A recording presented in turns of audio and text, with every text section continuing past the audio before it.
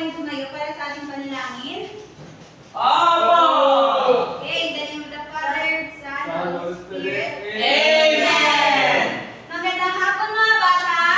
Magandang hapon po!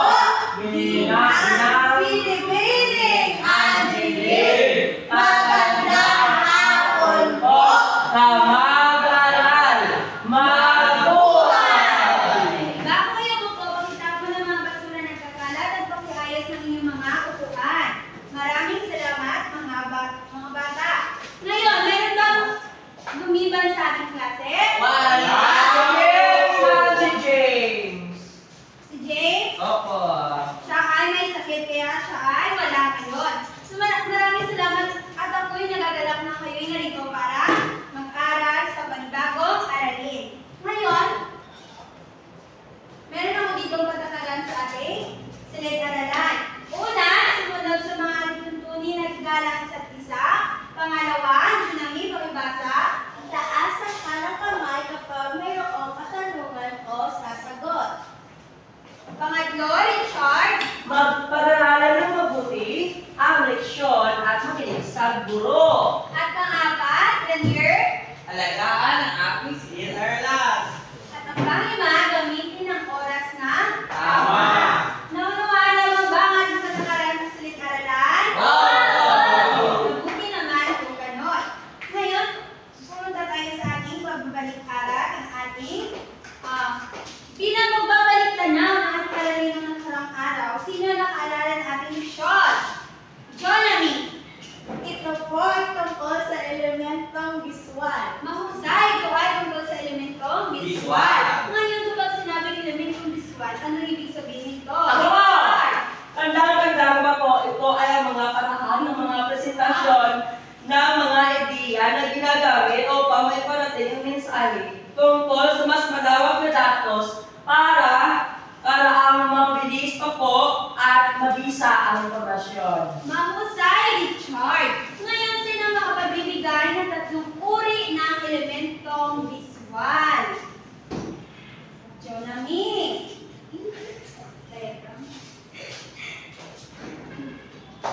Ito po ay ang diagram, graph, schematics, at Hanayan. Okay. Magaling mga bata. Bigyan ng tatlong palakpak ang inyong sarili. Isa, dalawa, tatlo! Bago tayo tumungo sa ating aralin, mayroon ako dito prepare, kumbaga, ng mga larawan. Sandali lang ako.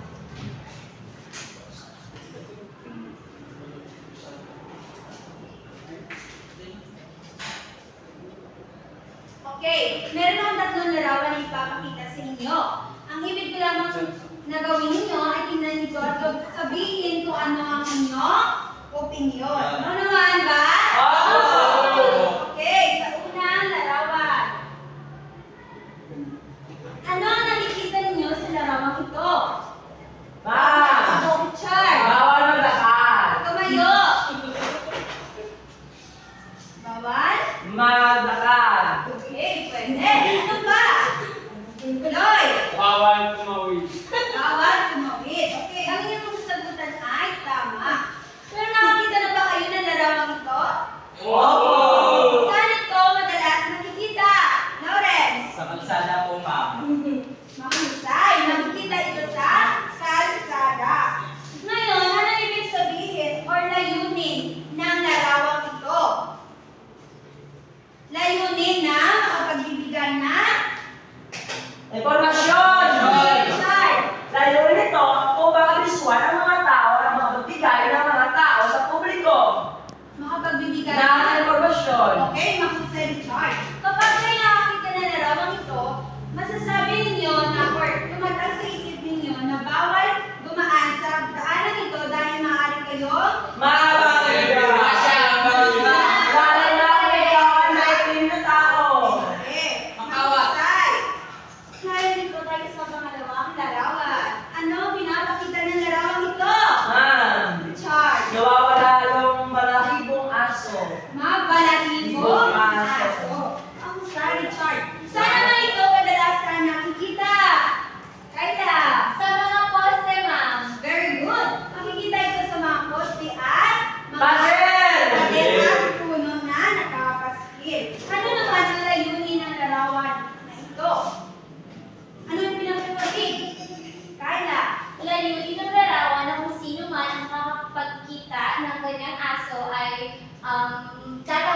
po yung yung owner po or may-ari ng aso. Tama. Gumagawa sila ng larawang ito para mas madali nilang mahanap ang kanilang nawawalang Aso! Ngayon dito sa pangatlong larawan. Ano ang nakikita ninyo sa larawang ito? Discount. Yes, Jeremy, tumayo. Discount po. Discount. Kaya, Nakikita ko po yan sa SM na medyo, konti na po yung babayarin po. tama. Madalas na dito makikita sa SM. Saan naman nakalagay itong larawang ito? Sa? Nakalagay po ito sa mga bilihin. Tama. Nakalagay ito sa bilihin. Sinabi ni Kayla kanina na kapag siya'y nakakita nito, ibig sabihin ang bilihin ay Bababa! Malaki yung bawas, ma'am. tama. Babawasan. Discounted. Yes po.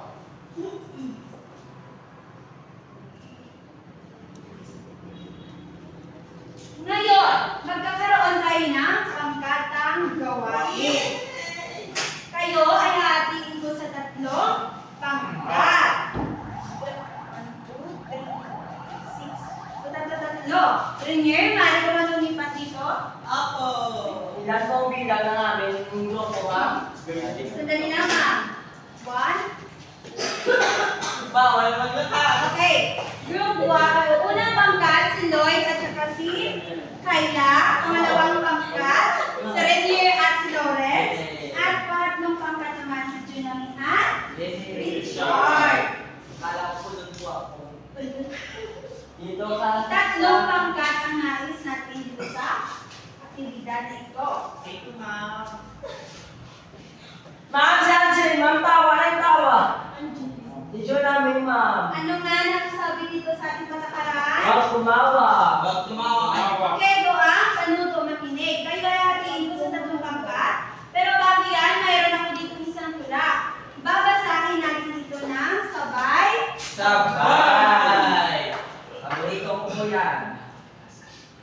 Sino gumagawa ng tula dito? Ako po yung naglilikha ng mga poetry. Wow. Ano yung poetry, Richard? Magaling. Secret! Bawal maglakad. Mama, ingay-ingay talaga ng baba ni Rindy. Pakibasa natin patakaran. Sumala sa lolo, dekat tigala ang isa't isa. Bakit kayo ay maingay? Sorry po, ma'am.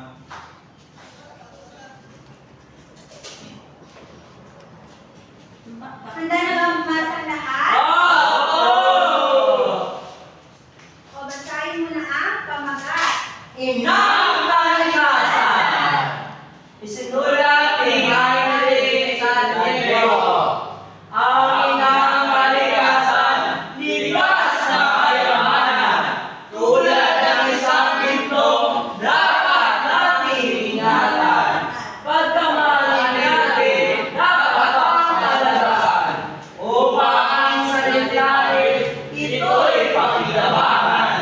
Tubig sa ilong, nooy malakristal sa kinam. Malinis at alamig, masarap malinamnam.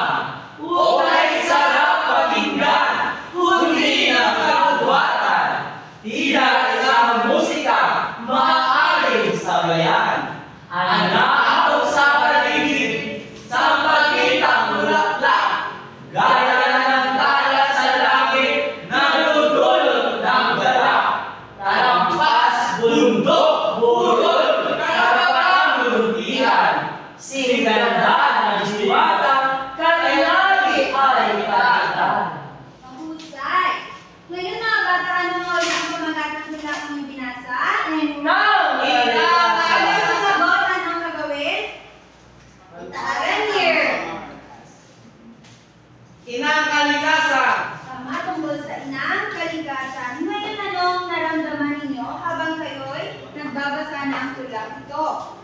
Or anong mensahe na pinapahiwatig ng tula? Anong mensahe na pinapahiwatig ng inang kalikasan? Richard? Ang mensahe inihahatid ng tulang isinulat ni Inoli Inulit. ay dapat alagaan at ingatan ang ating kaligtasan dahil ito ay ating kayamanan. Tama. Base lang daw ito, ang pinapaliwatigyan dapat nating alagaan at panatilihin malinis ang ating kalikasan. Ngayon, narito ang inyong gagawin. Sa unang pangkat, sino unang pangkat dito? Si Lloyd at saka si Kaya. Unang pangkat, ikaw inyong panuto. Sa isang pirasong bond paper o papel, gumawa ng isang babala tungkol sa binasang tula. Tiyakin na malinaw at maunawaan ang iyong isinulat ng mensahe o impormasyon. Naunawaan ang mga bawang pangkat? Pangalawang pangkat, pakibasa. Pangalawang pangkat, Rainier Torres. Sa isang pirasong bond paper gumawa ng isang anunsyo tungkol sa binasang tula. Tiyakin na malinaw at maunawaan ang inyong sinulat na mensahe o impormasyon. Naunawaan ba ang iyong panuto? Opo! Sa pangatlong pangkat. Sa Sa isang pirasong Sa isang pirasong malinis na papel, gumawa ng isang patalastas tungkol sa binasang tula. Tiyakin na malinaw at maunawaan ang iyong sinulat na mensahe o impormasyon. Naunawaan ba? Opo! Ito ang inyong gawain.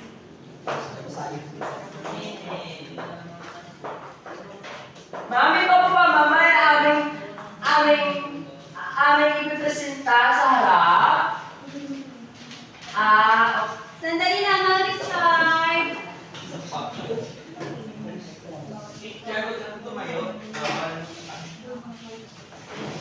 Kayo ay bibigyan ko lamang ng 10 minuto para tapusin ang inyong ginawa. Narinig ko! Sige! Naunawaan ba mga bata?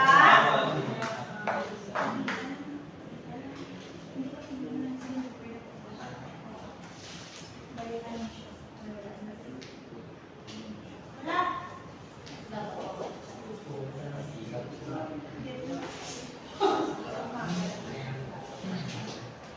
Kamusta? Paano ang pangkat?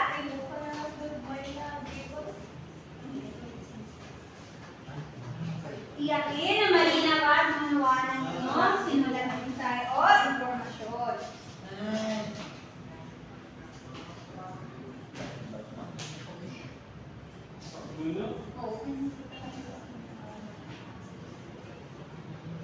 Ganda na ginawa na unang pangkat.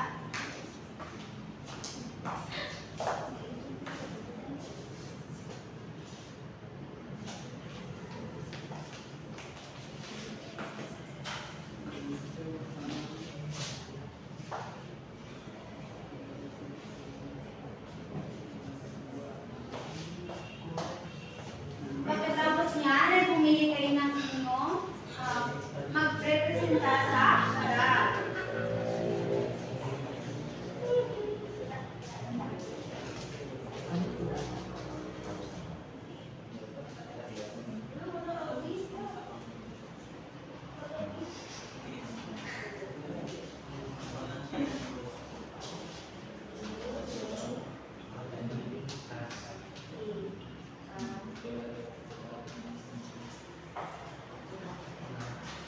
Finis.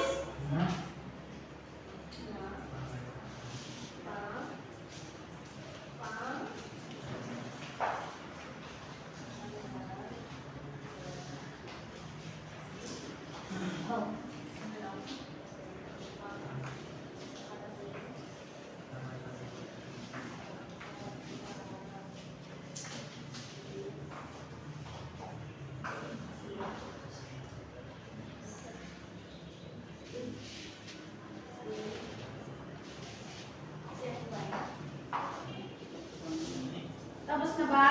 Wala pa po. Wala pa po.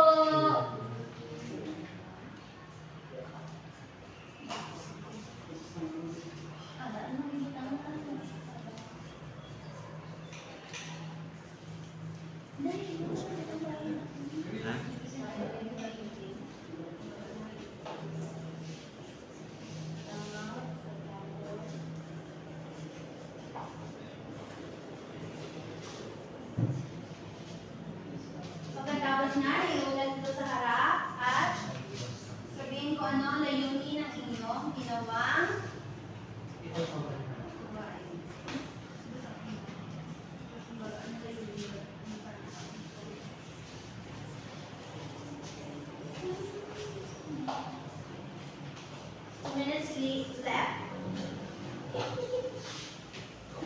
Left.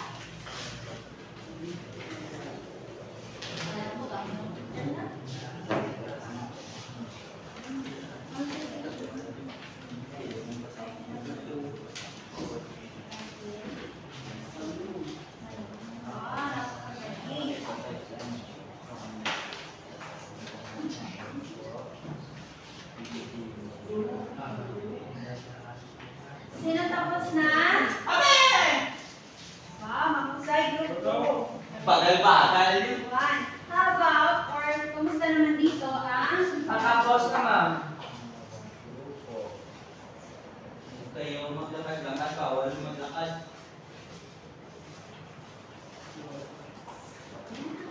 Wow! Ang ganda. Tapos na po kami, ma'am. O, sandali lamang tinintay natin ang pangatlong pangkat. Sa unang pangkat, ang siyang mag-uulat ng kanilang ginawa.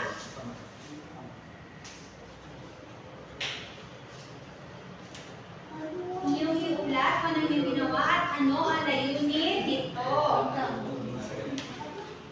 Tapos na? Pangatlong pangkat, tapos na? Okay, unang pangkat, ang siyang kaunang mag-uulat. Ma'am, ito po yung aming routine. Ganda! So, layunin nito na pangalagaan ng ating kalikasan upang mapakinabangan sa mga susunod pang henerasyon. Basahin mo kung ano nakalagay sa... Ito po ay bawal magtapon ng basura dito. Okay, mahusay, unang pangkat. Bigyan ng 3 palakpak ang unang pangkat. 1, 2, 3. Sa unang pangkat ay gumawa ng isang babala tungkol sa pagtatapon ng basura sa kapaligiran. Ang pangalawang pangkat. Go! Go! Go! Classmate ko na. Magandang hapon po, ma'am. Magandang hapon po, mga kaklase. Ito po ang ulat ng pangalawang grupo. Ito po ay isang anunsyo at ang pamagat ko ng bakit mo ako tinatawanan? Oh, bawa!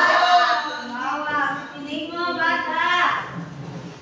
At ang pamagat po ng aming ginawa ay malinis na ilog at masaganang kagubatan. Sinanayahan ang lahat ng mag-aaral sa daitang 4 na makiisa sa gaganaping clean up drive sa ilog at kagubatan sa darating na Biyernes. Alas 8 ng umaga. Ang layunin po ng aming ginawa ay panatiling malinis ang kapaligiran, maging responsableng tagapangalaga ng kalikasan, magtapon ng basura sa tamang lalagyan,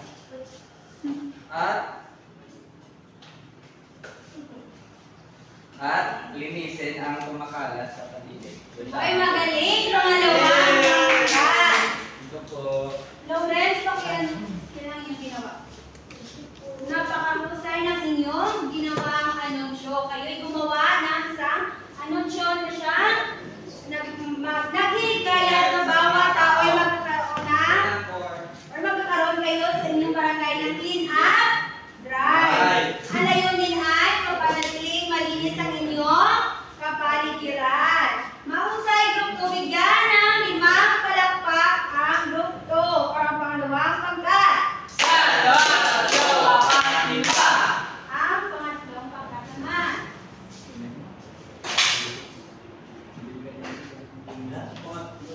Magandang hapon po. Ay, bawal kumawa ng charge. Ako po ay isang masayahing bata, ma'am. Magandang hapon sa aming napakagandang guro at sa aking mga mag-aaral. Alito po ako upang ipahayag ang layunin ng aming ginawa. Ito po ang aming ginawa. Ang layunin ng aming ginawa ay alagaan, abisuhan lahat ng mga tao sa pamamagitan ng tarastas para alagaan ang ating kapaligiran nang sa ganun inalagaan din ng ating buhay. Kayo ay hinihikayat na maraming pangalagaan ang ating kapaligiran sa simpleng tulad ng pagtatanim, ng pagtapon ng basura sa tamang lalagyan, at pag-iwas sa polusyon. Tandaan, kapag inaalagaan natin ang kalikasan, hindi natin Yay! Nagpapasasaya din siya. Richard, bakit basti lang yung ginawa sa harap? Bakit kayo tumatawa, Richard? Kasi po sabi niya, bawal pumunta na. Ay, napakahusay. Sandali lang. Napakahusay, patlong hangga ng inyong ginawa. Wala na akong boses. Ang ginawa ng batong pangkat ay ang patalastas tungkol sa paglinis din ng kapaligiran. Mahusay, tatlong pangkat. Inyong layunin ay magpanatiling malinis at maiwala sa inyong kapaligiran. Bigyan ng 5 palakpak ang pangatlong pangkat. Mahusay mga bata sapagkat ang mga layunin ninyo ay iisa lamang. Ito ay ang panatiling malinis at maiwala sa inyong kapaligiran. Para sa susunod na henerasyon ay maaari pang mapakinabangan ng mga tao ang ating kapaligiran at ating kalikasan. Dahil ang kalikasan ay siyang nagbibigay sa atin ng buhay. Mahusay mga bata. Ngayon, ano ang napansin ninyo habang kayo'y gumagawa ng inyong mga gawain? Ano ang napansin ninyo sa mga inyong ginawa sa paggawa ng babala? Inyong short ng talastas. Richard! Ito po ay naghahatid ng impormasyon. Mahusay! Ito ay naghahati ng impormasyon o mensahe na siyang makakatulong sa mga tao. Ngayon alam niyo ba, mga mag-aaral, na ang inyong ginawa ay siyang magbibigay tulay sa ating aralin ngayong araw? Opo! Mahusay! Ngayon ang ating aralin, sino magbibigay ng inyong opinion kung ano ang ating aralin ngayong araw? Lloyd! Tungkol po sa paggawa ng impormasyon. Mahusay tungkol sa paggawa ng impormasyon. Ang paggawa ng impormasyon, ang inyong ginawa ay siyang may kaugnayan sa ating aralin. Ang ating aralin ay tungkol sa teksto visual. So pag sinabing teksto visual, ito ay pakibasa mga bata. Tumutukoy sa anumang uri ng teksto na naipahayag ang mensahe gamit ang mga larawan, simbolo, kulay, hugis o ilustrasyon. Imbes na mahabang salita, layunin nitong mabilis Na maipating ang impormasyon sa mga basa sa pamamagitan ng visual na anyo. Okay, maraming salamat mga bata. Pag sinabing tekstong visual, ito ay uri ng isang teksto na nagpapahayag ng mensahe gamit ang mga larawan, simbolo at mga maikling salita. Ginagamitan ng kulay, hugis, o ilustrasyon imbes ang mahabang salita. So, ang tekstong visual ay hindi ginagamitan ng mahaba Salita. Ito lamang ay maikli at gamit ang mga simbolo o larawan. Layunin nito na mapabilis na may parating ang impormasyon sa mga magbabasa sa pamagitan ng visual na anyo. Mayroon ito tatlong halimbawa. Ito ay ang una, Babala! Anunsyo! Palastas! tama. Ngayon, pag sinabing babalaan, ang ibig sabihin nito. Sino makapagbibigay ng kanyang opinion? Renier. Ang babala para sa akin ay nagbabala sa mga tao. Example, babala, bawal tumawid o babala, madaling tumaas ang tubig dito. Dahil Tama. delikado. Magaling, Renier. Maraming salamat. Ang babala ay siyang nagbibigay paalala sa mga Tao. sa posibleng mangyari. Ngayon, ang ibig sabihin ng babala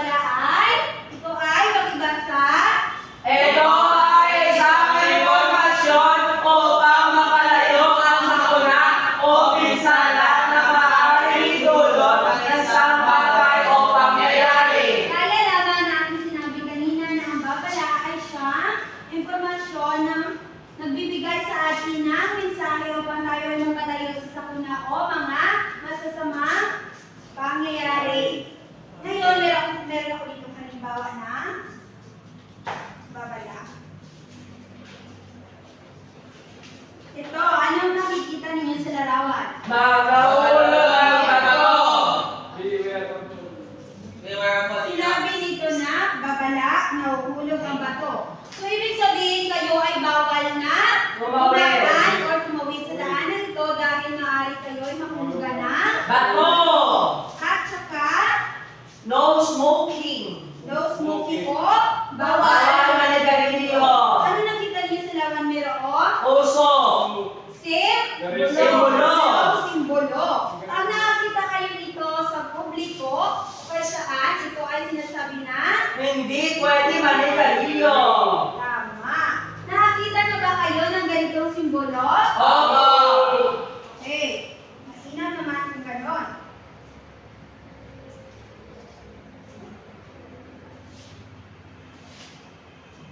Sandali.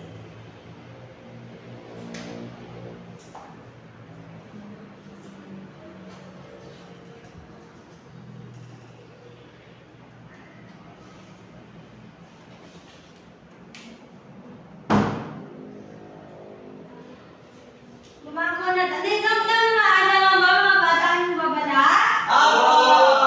O di naman kung ganon. Ngayon lumako tayo sa pangalawang halimbawa. Wala naman. Babala. Ito ang pangalawang halimbawa at Anunsyo. anunsyo. Basahin ko, ma'am. Yes, Ranier, pakibasa. Ito ay maikling pahayag na nagbibigay ng impormasyon ukol sa isang bagay. Maaari itong manghikayat, nagbibigay punto o nagbibigay paalala. Tama. Ang anunsyo ay siyang maikling pahayag lamang na nagbibigay ng impormasyon ukol sa isang bagay. Maaari itong manghikayat, nagbibigay panuto o nagbibigay paalala. Halimbawa, Wow!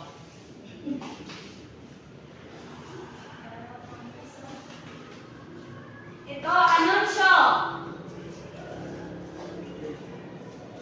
Magalang po ibinibigay alam ng tanggapan ng ingat yaman na magkakaroon po ng kampanya para sa pagbabayad ng buwis. So, pinapakita nito ang mensahe na siya o isang pangyayari bukas na gaganapin. Kumbaga, ito nagbibigay ng isang reminder o paalala. At ito ang pangalawang halimbawa. Ang halimbawa, bukas, inanunsyo ng ating mayor na bukas ay walang klase dahil sa masamang panahon. Naunawaan ba kung ano ang anunsyo? Opo. Sa inyong ginawang pangkat ang gawain kanina, ang ginawa ng pangalawang pangkat ay sila nag-anunsyo na sila ay magkakaroon ng clean up drive. So, ang layunin nila ay upang mapanatiling malinis ang kanilang kapaligiran. Ngayon, ang pangalawang halimbawa.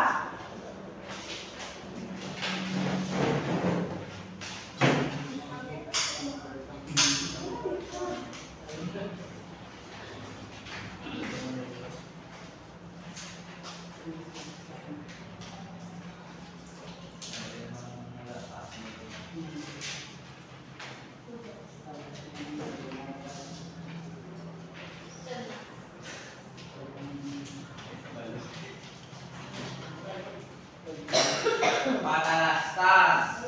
Ano ang pangatlong halimbawa? Patalastas. Talastas. Sino ang makapagbabasa? Journey. Patalastas. Ito ay tumutukoy sa isang mensahe na ipinapaabot sa publiko upang magbigay impormasyon, maghikayat o magbenta ng produkto o serbisyo. Karaniwan ito makikita sa telebisyon, radyo, social media o kahit sa mga poster at artwork. Okay, pag sinabing patalastas, ay isa lamang ang layunin. Ito ay nagbibigay din ng impormasyon na siyang ginagamitan ng poster at mga tarpaulin. Makikita lamang natin ito sa telebisyon. Ito ang halimbawa ng pagkalastas. Gumawa sila ng isang larawan ng isang tarpaulin na siyang nagbibigay impormasyon upang maprotektahan ang kanilang sarili laban sa COVID-19. At sa pangalawang larawan naman, inilagay dito na sa mga residente ng barangay Natal, sa barangay na Ispidyo na tumanggap ng isang tray. Sila ay magkakaroon ng meeting or ang pagbibigay ng mga gift goods. Naunawaan naman ba ang patalastas? Sa ginawa ng pangatlong pangkat kanina, sila ay nagkikaya upang magkaisa ang bawat tao sa paglilinis ng kanilang kapaligiran. Naunawaan ba kung ano ang ating tinalakay ngayong araw? Ano ang ito tungkol sa patalastas?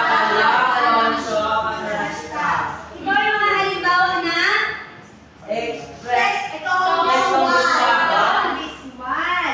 Mahusay. Meron pa ba mga katanungan? Kung wala na, kayo ay aking bibigyan ng isang aktibidad. Ang aktibidad na ito ay pinamagatang gumawa ng sariling tekstong visual. So, ang panuto, pakibasa, Pumili ng isang tekstong visual mula anunsyo at palastas at gumawa sa malinis na papel ng sariling disenyo na may larawan, maikling salita, malinaw na mensahe at nakasulat sa likod ang layunin na iyong ginawa. Kung kailangan at maayos ang inyong gawa upang malinaw at kaya-kayang tingnan. Okay, kayo ay pumili lamang sa tatlong halimbawa ng tekstong visual at kayo ay gagawa nito. Siguraduhin na ang inyong mensahe o impormasyon ay malinaw at naunawaan. At pakisulat sa likuran ang layunin nito. Naunawaan ba mga bata? Ang gagawin.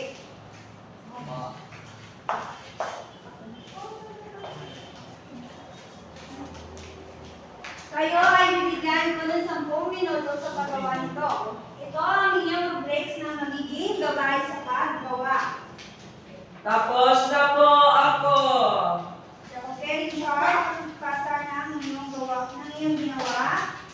Ma'am, Para sa tuwing. Kung tapos na, ipakipasa na inyong ginawa. Pwede mo mga ipasa sa harapan.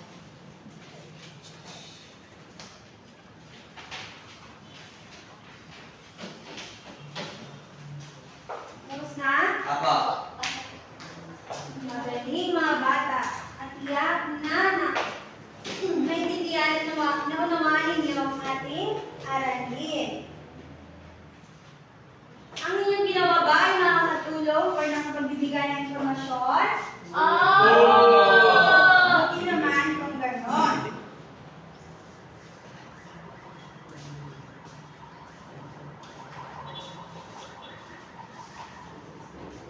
Batay sa inyong ginawa, dahil inyong naunawaan ito, meron akong mga katanungan. Handa na ba kayo? handa na! Unang tanong, anong ibig sabihin ng tekstong visual? Kung kayo'y nakikinig sa ating diskusyon.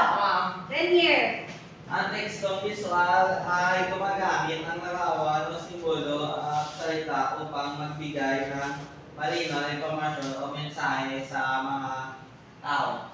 Tama. Ito'y ginagamitan ng simbolo, larawan at mga maiikling salita na siyang nagbibigay ng mensahe o impormasyon sa mga tao. Bigyan ng tatlong palakpak sa Renier. Isa, dalawa, tatlo.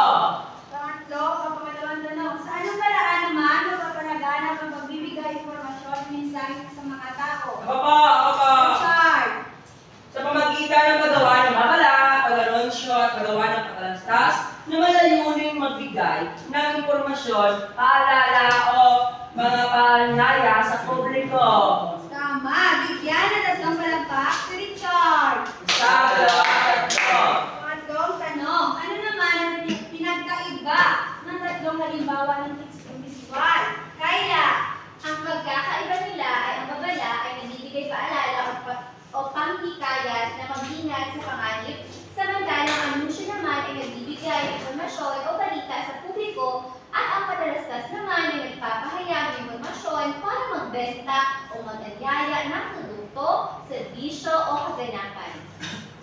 magaling kailan siya tiyak na inyong naintindihan ang tatlong halimbawa ng tekstong visual. Bigyan ng tatlong palakpak si Carla. Isa, dalawa, tatlo.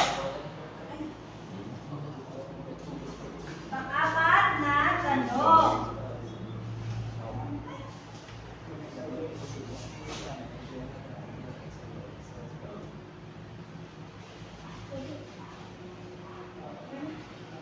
Paano naman ninyo mapalagahan o magagamit ang natutunan ninyo sa paggawa ng tekstong visual sa pang-araw-araw na buhay? Junami. Magagamit mo ang natutunan sa paggawa ng tekstong visual sa pang-araw-araw na buhay sa pamamagitan ng paggawa ng malinaw na babala, anunsyo o patalastas. Halimbawa, maaari akong gumawa ng poster para ipaalala sa klase ang tamang paghiwalay ng basura. Magaling, Junami. Napakalagahan mo ang inyong natutunan sa ating aralin ngayong araw. Bigyan ng tatlong palakpak si Junami. Isa, dalawa, tatlo. Ngayon, ano ang maaaring sinakalan sa paggawa ng tekstong visual? Ma'am! Isa lang alam niyo din na sa paggawa ng tekstong visual, dapat ito ay nakapokus sa importanteng impormasyon na mensahe o na mensahe na dapat malinaw at madaling maunawaan ng mga tao. Magaling. Ang importante lamang dito ay tiyak na naunawaan at naintindihan ng mga tao ang mensahe ng inyong ipapalagana. Mayroon pa ba mga katanungan, mga bata? Ano nga ulit ang tatlong halimbawa ng tekstong visual? Babala, anunsyo, patalastas. Magaling. Bigyan ng tatlong palakpak ang inyong mga sarili. Dahil wala na mga katanungan, pakibasa ng panuto. Basahin ng maigi ang katanungan at piliin at isulat at titik ng tamang sagot. Okay, sa isang kalahating papel, sagutan nyo ang mga sumusunod na tanong. Kayo bibigyan ko ng 5 minuto sa pagsagot nito. Manuhaan ba? Next page na, ma'am. Ma'am number 10 ako, ma'am. Alin na? Number 7 na, ma'am. Number 9 na, ma'am. Tapos na ba? Okay, kung tapos na, pakipasa ng inyong papel sa harap. Ma'am, ako kapag isa ka ng nadalat, ma'am. Ayan.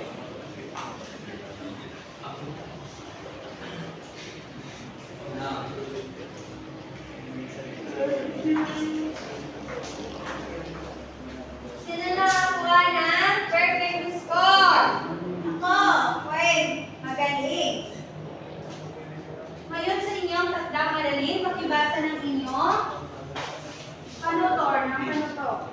Sa iyong bond paper, gumawa ng sariling tekstong visual tungkol sa pag-aaralan. Bumili lamang sa 3 kung saan ang nais inyong gawin. Babala, anunsyo at patalastas. Maaari gawin ito at gumamit ng maikling salita at isulat sa likod ng bond paper ang layunin ng inyong ginawang tekstong visual. Siguraduhin na malinaw at nauunawaan ang misyon o mensahe ng inyong gagawin. Ipasa ito sa susunod na pagkikita. Naunawaan ba ang panuto? Apo! Kailan ito ipapasa? Sa susunod. Ganon. Ngayon, meron pa ba mga katanungan? Tumayo ang lahat. Pakiligpit muna ng inyong gamit at tumayo mga bata. Maraming salamat at paalam mga bata. Paalam sa po. Binibini. Angeline. Paalam din po. Mga kaklase. Mabuhay.